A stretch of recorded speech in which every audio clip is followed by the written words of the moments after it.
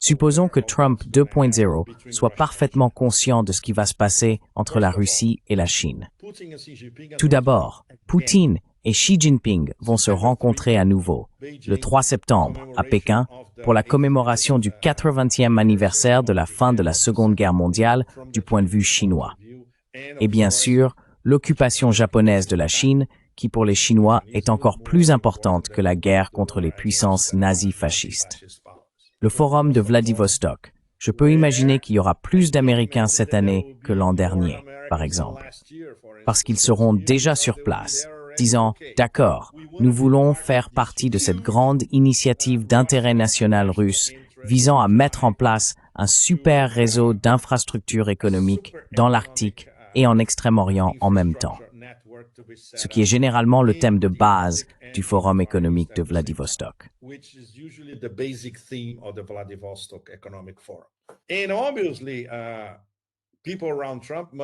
Et évidemment, les personnes autour de Trump ont dû lui dire « Écoute, tu sais bien que Poutine a parlé à Xi avant de te parler à toi.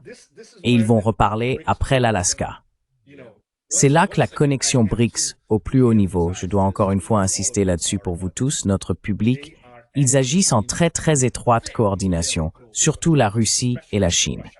Et bien sûr, Poutine va informer Modi, Lula et tous les autres à ce sujet.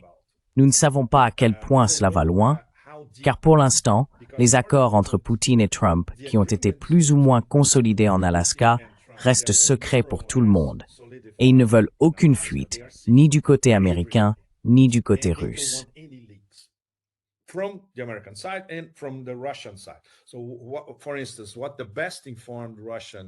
Donc, par exemple, ce que les diplomates et analystes russes les mieux informés ont pour l'instant, c'est pas beaucoup de détails. C'est l'information que j'ai reçue ce matin de Moscou. Et c'est déjà beaucoup, mais comme vous pouvez le constater, il n'y a pas de détails, pas de précision, n'est-ce pas? Mais c'est très important. Et tout est lié. Le calendrier, l'objectif global, disons, pour Trump, sur la manière d'obtenir une relance des relations liées aux affaires. Et le fait est que si les États-Unis sont tenus à l'écart de tout le développement Russie-Chine, de l'intégration économique, et tout cela, c'est fini. Vous êtes hors du jeu, car c'est ça, la grande image parmi les BRICS. La Russie et la Chine sont les moteurs de cette interconnexion et de cette intégration économique à travers toute l'Eurasie.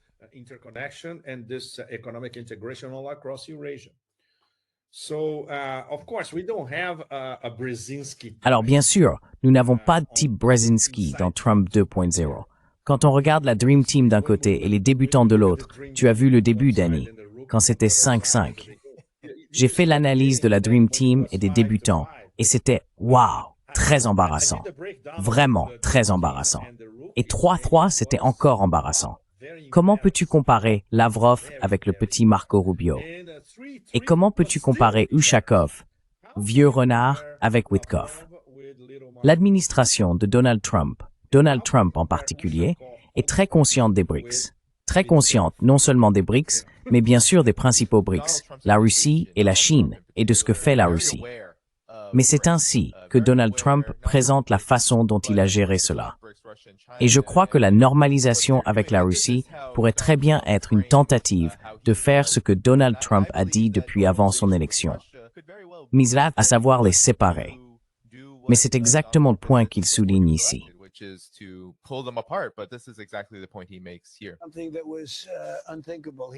Quelque chose qui était impensable.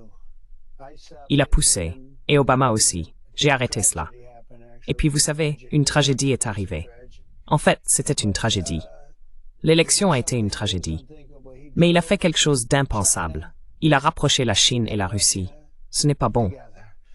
Si vous avez seulement quelques notions d'histoire, c'est la seule chose qu'il ne fallait pas faire, car ce sont fondamentalement des ennemis naturels.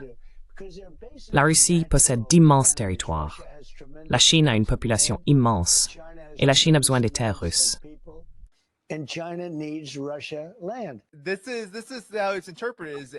C'est ainsi que c'est interprété. C'est terrible, non? Et la Chine veut les terres russes. C'est tellement enfantin, n'est-ce pas? Mais même Lindsey Graham, je vais juste passer ça rapidement, Vous savez, Lindsey Graham, encore et encore, agit comme s'il était le chef de la politique étrangère de l'administration Trump. Mais il termine toujours chacun de ses commentaires sur le conflit en parlant de punir les BRICS.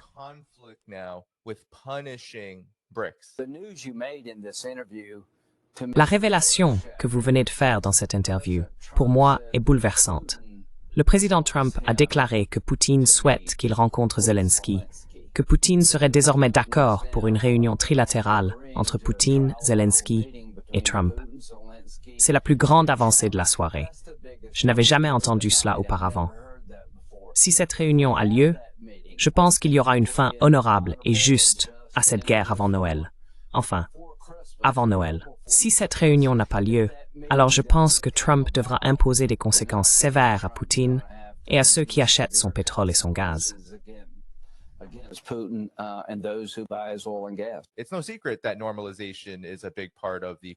Ce n'est un secret pour personne que la normalisation fait partie intégrante de la soi-disant stratégie. Mais ça a beaucoup à voir avec les BRICS, à mon avis. Qu'en pensez-vous? Eh bien, une fois de plus, Trump prouve qu'il n'a absolument aucune idée, en particulier concernant le partenariat stratégique entre la Russie et la Chine. Ce n'est pas l'administration Obama qui les a rapprochés. Évidemment, on ne pouvait pas s'attendre à ce que Trump se rende, par exemple, au Forum de Vladivostok. Il y a 10 ans, même avant cela, si je me souviens bien, déjà en 2013, 2014, bon, disons il y a 10 ans, en 2015, il discutait déjà d'une intégration plus étroite à Vladivostok, la Russie et la Chine. C'était au début de l'ère Xi Jinping.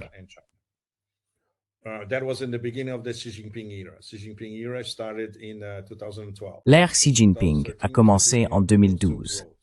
2013 a marqué le début de la nouvelle route de la soie. Dès 2015, les Russes déclaraient déjà « Nous faisons partie de la nouvelle route de la soie.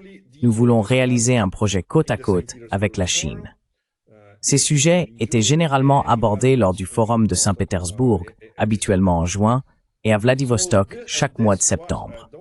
Et cela était, n'oublions pas, très important.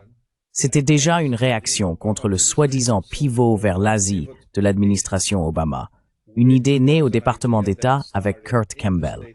C'est lui qui a conceptualisé le pivot vers l'Asie. Hillary s'est approprié le concept et a affirmé en être l'auteur. À l'époque, elle a rédigé un long article dans Foreign Affairs pour expliquer que c'était sa contribution.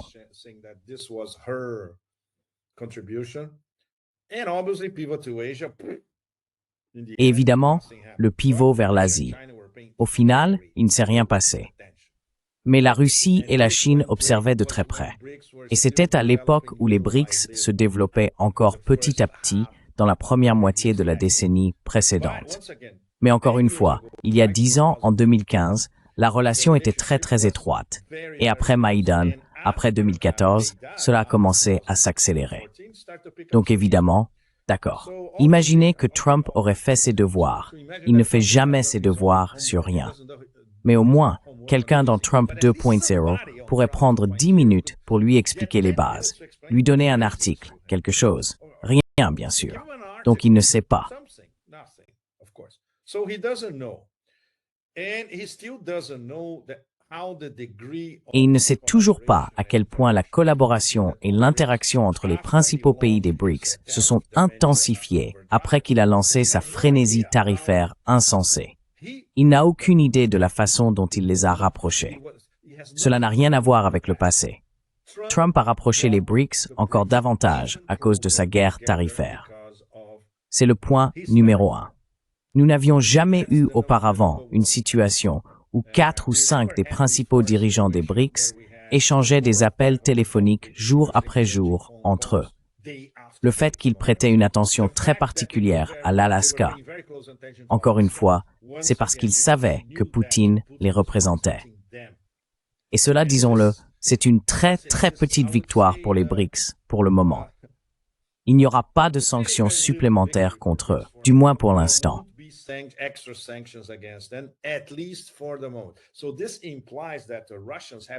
Cela implique donc que les Russes doivent continuer à alimenter la machine Trump, y compris la machine à flatterie.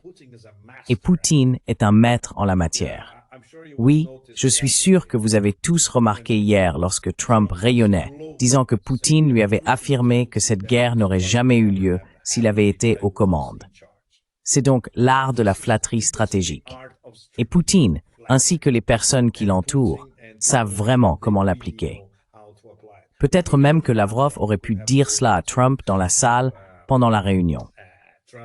Trump ne comprend toujours pas les BRICS. La seule chose qu'il sait, c'est que les BRICS représentent une menace. Pourquoi? Essentiellement à cause de la dédollarisation. Ils n'en parlent même pas. Ils font de la dédollarisation sans l'appeler ainsi.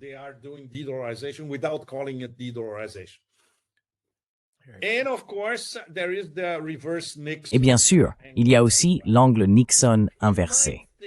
Il pourrait penser qu'il serait capable d'appliquer une stratégie à la Nixon inversée.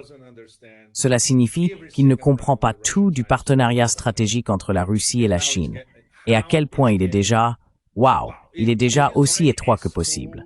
Historiquement, c'est le plus proche qu'ils aient jamais été. Ils se rapprochent encore. Et Wang Yi le dit chaque semaine, n'est-ce pas, Danny? Nous avons encore de la marge pour continuer à progresser. C'est une fusée interstellaire, ce partenariat stratégique. Lors du sommet des BRICS, quand je parlais avec nos amis universitaires chinois là-bas, ils se plaignaient tous du manque de confiance entre l'Inde et la Chine. 3 à 4 semaines plus tard, Wang Yi va rencontrer Jaishankar en Inde en personne.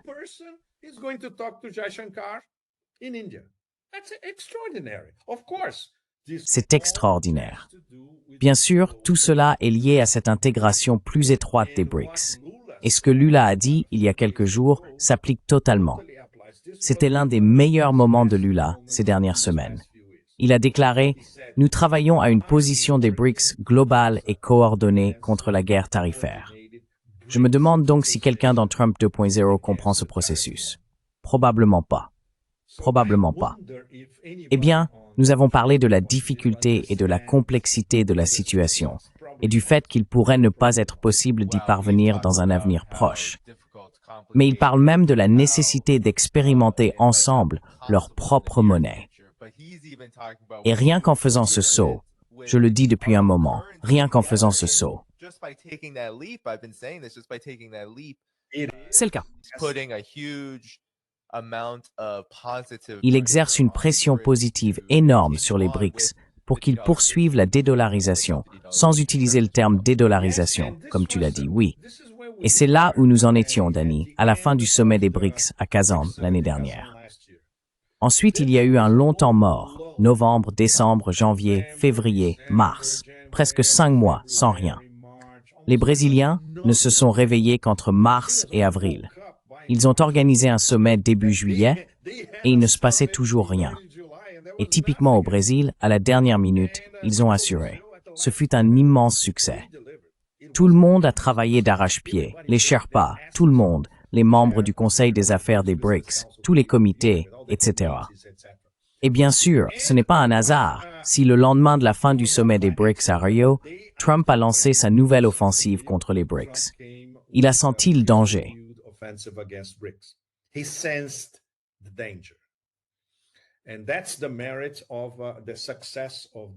Et c'est là tout le mérite du succès du sommet des BRICS à Rio au final. Bien sûr, il n'y a pas eu de percée spectaculaire, mais il est très important de souligner que tout était lié à la déclaration finale, la déclaration de Rio. Nous sommes les BRICS. Voilà ce que nous faisons. Nous avons une clarté d'objectif. Rien ne nous fera dévier de notre but. Et c'est tout. Voici notre liste d'intentions. C'était très sérieux, et ils travaillent déjà à plusieurs niveaux. Le plus important, c'est l'augmentation des échanges commerciaux en utilisant leur propre monnaie, ainsi que celle de leurs partenaires, les 10 membres à part entière et les 10 partenaires. Et bien sûr, les immenses possibilités de croissance. Et après la guerre tarifaire touche aussi les partenaires.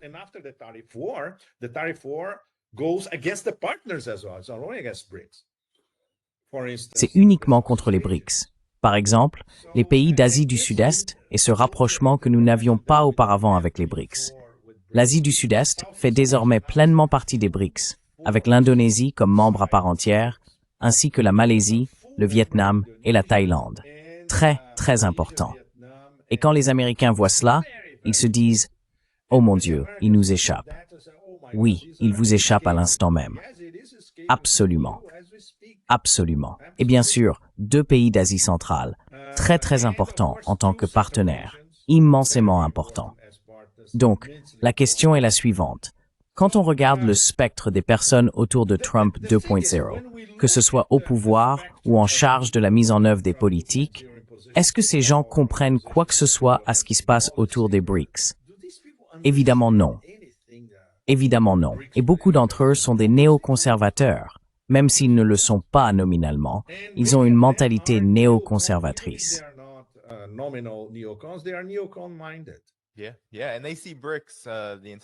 Oui, et ils considèrent les BRICS l'ensemble de l'establishment. Et Donald Trump lui-même voit les BRICS un peu comme des pièces d'échecs à éliminer du plateau. Et ce qui est vraiment intéressant dans ce qui vient de se passer entre Poutine et Trump, c'est que je crois qu'il y a peut-être une certaine naïveté à penser que les États-Unis pourraient détacher la Russie de la Chine. Mais la Russie intervient et dit oui, nous discuterons de normalisation avec vous. Mais il n'y aura jamais de concession de la part de la Russie où elle dirait « Oh, nous allons normaliser avec vous et nous éloignerons de la Chine ». Cela n'arrivera jamais. Qu'en penses-tu? Parce que je crois que cela touche à l'incompréhension selon laquelle, oui, il peut y avoir un gain économique à court terme pour les États-Unis et la Russie grâce à la normalisation. Mais penser que la Russie va abandonner l'Est, abandonner le Sud global, abandonner les BRICS, c'est hors de question. D'abord, c'est même pas envisageable. Et il le répète sans cesse. Mais quelle est votre analyse?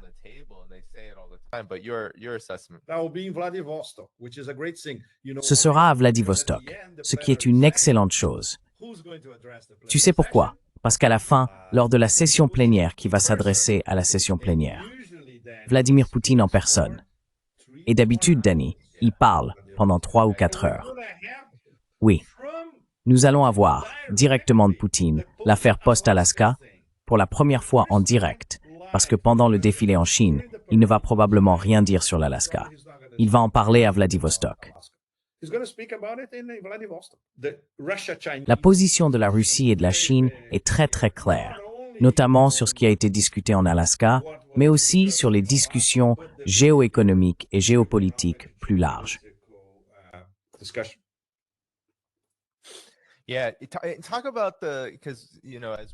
Oui, parlons-en.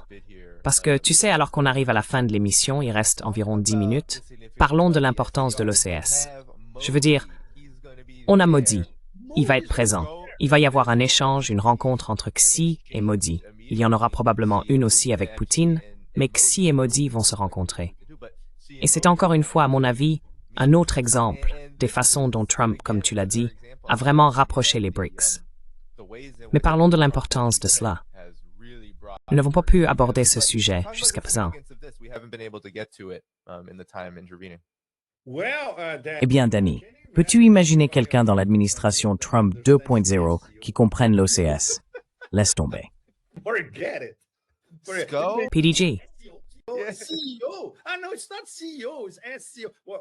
PDG. Oh non, ce n'est pas PDG. C'est l'OCS. Eh bien, ce genre de choses, s'ils ne comprennent pas les BRICS, l'OCS pour eux, c'est quelque chose qui vient de Pluton. Très, très important. Il y a des années, le premier à avoir dit, dans un avenir proche, il est inévitable que les BRICS et l'OCS fusionnent. Qui était-ce? Loukachenko. Le vieux Luka, il a toujours un coup d'avance. Et d'ailleurs, il a fait une immense impression sur Trump. Trump était absolument fasciné par Loukachenko. Donc c'est quelqu'un, et il pense toujours à long terme. Il est aussi membre de l'OCS. Très, très important. Eh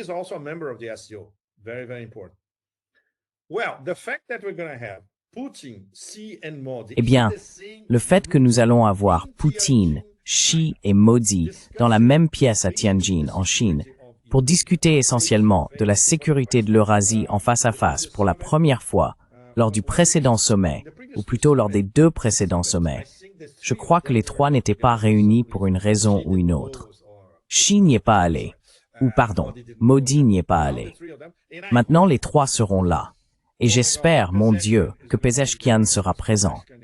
Parce que Pezeshkian, c'est difficile. J'essaie de me rappeler des discussions que nous avons eues avec nos amis iraniens.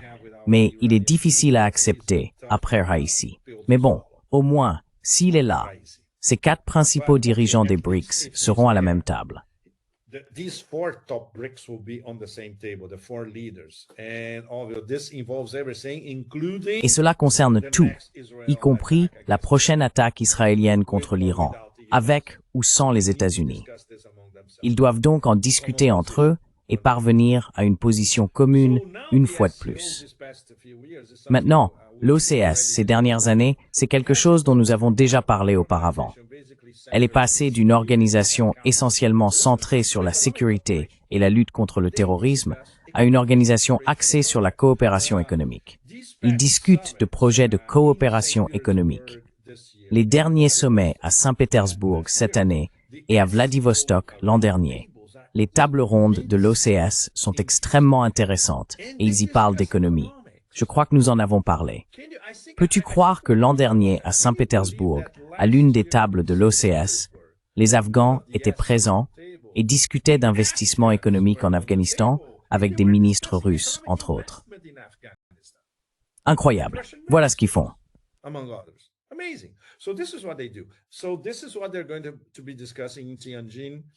C'est donc ce dont ils vont discuter à Tianjin du 31 août au 1er septembre. Ce sera la fin du sommet. Et bien sûr, avec l'Alaska en toile de fond, c'est encore plus important, car ils aborderont à nouveau le concept russe de sécurité eurasiatique à grande échelle, le partenariat de la Grande Eurasie, qui est la devise officielle de l'intégration eurasienne en Russie, et l'indivisibilité de la sécurité, que les Russes avaient proposé à l'administration américaine précédente en décembre 2021. L'indivisibilité pour vous tous, Europe de l'Ouest, Europe de l'Est, espace post-soviétique, nous, etc. Ils vont en discuter à nouveau dans un cadre eurasien élargi. Donc si quelqu'un, dans Trump 2.0, pense pouvoir briser les BRICS et l'OCS en même temps, adieu. Bye bye. It's not gonna happen. Ça n'arrivera pas. Vous savez, j'étais à Yining, qui est une ville de la préfecture autonome kazakh, au Xinjiang, et j'ai visité un musée du cheval tenu par des Ouïghours, en fait. Je ne sais pas si les gens peuvent voir cela. Donc je pense que maintenant nous pouvons, je vais juste zoomer, musée de la culture thématique du cheval, de l'organisation de coopération de Shanghai. Donc ce n'est pas seulement une question de sécurité, c'est aussi tout le reste. C'est économique, culturel, vous voyez. Et si quelqu'un connaît le Xinjiang en Chine, il sait que les chevaux y sont absolument essentiels. Il y avait donc des artistes ouïghours, des artistes kazakhs, qui vendaient leur art équestre. Et il y avait aussi tout un aspect sur la préservation d'une certaine race de cheval, un cheval très petit. Je n'ai pas vraiment compris cette partie-là, mais c'était génial.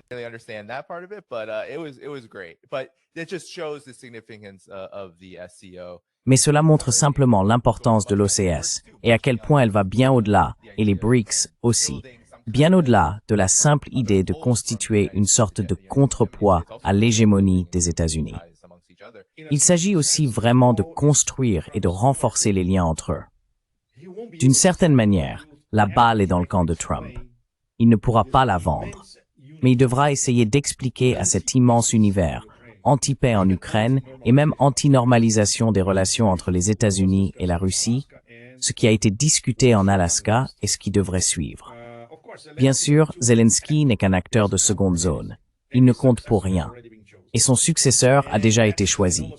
Et c'est déjà un énorme problème, car si le successeur, par des moyens douteux, est vraiment Zaloujny, on revient à la case départ.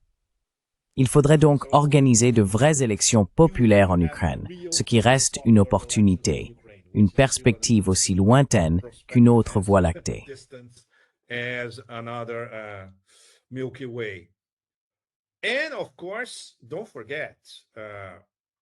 Et bien sûr, n'oublions pas ceux qui tiennent les rênes aux États-Unis, les élites atlantistes et ces fameuses familles, dont évidemment nous ne pouvons pas prononcer les noms. Ils sont très en colère à cause de ce qui s'est passé hier en Alaska et ils reviendront en force. Il n'y a aucun doute là-dessus. Donc Trump doit maintenant affronter tout cela en même temps. Aura-t-il l'endurance nécessaire? Nous ne le savons pas. Aura-t-il assez de pouvoir contre tous ses adversaires? Probablement pas. Mais son plan B est déjà en cours. Il a déjà le titre prêt si rien ne fonctionne. Regardez, j'ai tout essayé. Nous avons discuté en détail avec Poutine, en supposant qu'il y ait une prochaine rencontre en Fédération de Russie. Mais l'Europe et Kiev, eux, ne veulent pas la paix. Donc c'est leur problème. C'est leur guerre. Qu'ils la mènent.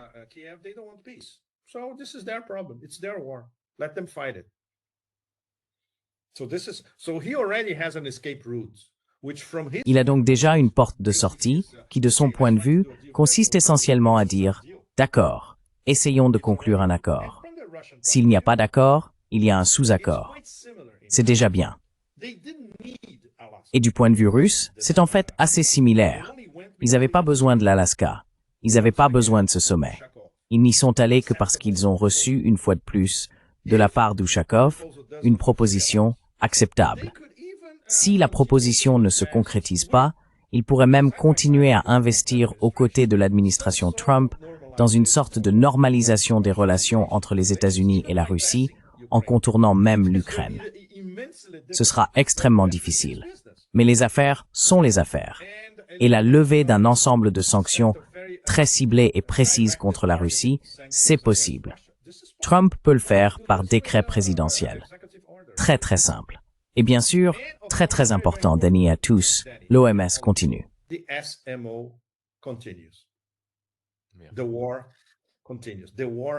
La guerre continue.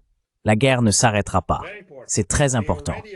Ils ont déjà convenu, selon Trump lui-même, de ne pas instaurer de cessez-le-feu. Cela signifie donc que l'opération militaire spéciale continue. Pouvez-vous imaginer ce qui pourrait se passer dans les 3 prochains mois? En supposant que les choses avancent extrêmement lentement, ce qui sera évidemment le cas, dans les 3 prochains mois, l'effondrement de pratiquement toute la ligne de front est presque acquis. Et puis, encore une fois, on revient à Medinsky lors de l'une de ses réunions à Istanbul. D'accord, vous ne voulez pas de notre accord maintenant. La prochaine fois, ce ne sera pas 4 régions, ce sera 8. C'est tout à fait possible. Tout à fait possible. Disons donc que les 2 camps ont déjà leur plan B.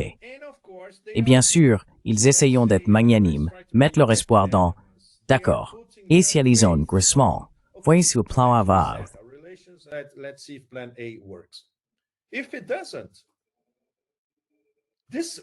Si ce n'est pas le cas, cette réinitialisation, du moins entre Trump 2.0 et Moscou, est tout à fait possible à plusieurs niveaux. Et bien sûr, il y a un problème majeur inhérent à tout cela. Cela dépendra aussi de la manière dont Trump va désormais traiter les autres membres des BRICS. Nous ne savons pas, bien sûr, Danny et vous tous, dans quelle mesure ils ont discuté des BRICS à la table. Mais je suis certain que Poutine, surtout Poutine, a essayé de montrer à Trump « Regarde, je suis l'un. Nous sommes l'un des membres principaux des BRICS. Et bien sûr, nous sommes tous attaqués et tous sous sanction de la part de l'Occident. Est-ce que cela va changer? Ou es-tu prêt à reconsidérer bon nombre de ces sanctions? Cela fait partie de la partie secrète de l'accord, n'est-ce pas? Celle que nous ne connaissons pas, sauf s'il y a des fuites des 2 côtés. Mais apparemment, ils ont reçu l'instruction d'être particulièrement discrets des 2 côtés.